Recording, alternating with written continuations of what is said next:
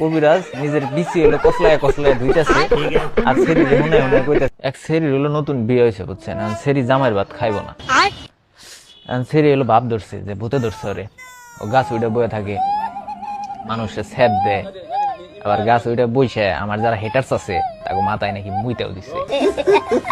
যাই হোক, বিভিন্ন রকম কবিরাজ ডাক্তার অনেক কিছু দেখাইছে, বাইটা খাওয়াইছে, কিন্তু কোনো কাম হয় না। সেরি কোনো মতে ভালো হইতেছে না, ও আর পাগলামি ঠিক মতো চালাই যাইতেছে। বাড়ির মানুষ তো গেছে বিপদে পড়ে, কি করুন যায় কি করুন যায়। যাই হোক, এই পরিস্থিতিতে এলাকার এক 1200 দা এটালে নাগুল পাইছে। সেরি বাড়ি গেছে, দেখ আমি তো বহুত বড় কবিরাজ, আমি এই মেয়েরে ভালো করে দেবো, চিকিৎসা করে দেবো। সেরির বাপ মা বিপদে পড়ে রয়েছে, আচ্ছা ঠিক আছে তুমি তাহলে চিকিৎসা দেও। মানে 1200 দা ও কইতাছে, কয় আমি চিকিৎসা দিব ঠিক আছে, কিন্তু আমার একটা নতুন লুঙ্গি, একটা নতুন গামছা আর একটা নতুন মাটির পাতিল দেওয়া লাগবে। আনসারির বাপ মা কইছে আচ্ছা ঠিক আছে তুমি যা যা চাও সবই আমরা আইনা দিতেছি।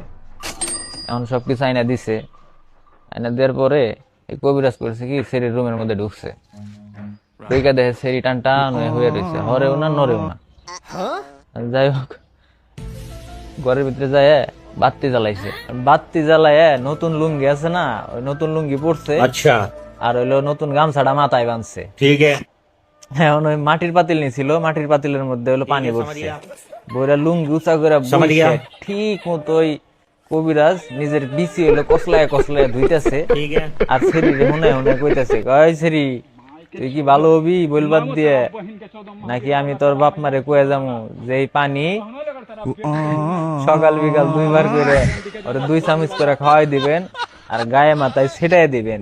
সেরি তো মানে ওটা হুই না, আর ওই কাম দেই হে ফাল দিয়ে উঠে এসে কবিরাজের পাও ধরছে, ওই দুলা ভাই আমার ভুল হয়ে গেছে, আমি আজকে জামাইয়ের বাড়ি যাবো, আপনি এই পানি আমার বাপ মায়ের কাছে দিয়ে যান না, আমি আপনার রোল কষলে না পানি খাইবার চাই না।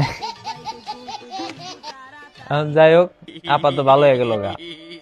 এখন আপনারা যারা নতুন নতুন বিয়ে হইতেছে এরকম ভুল করতেছেন, বাই চান্স যদি এরকম কবিরাজ কপালে পড়ে যায় তাহলে কিন্তু সর্বনাশ, আপুরা সাবধানে থাকেন।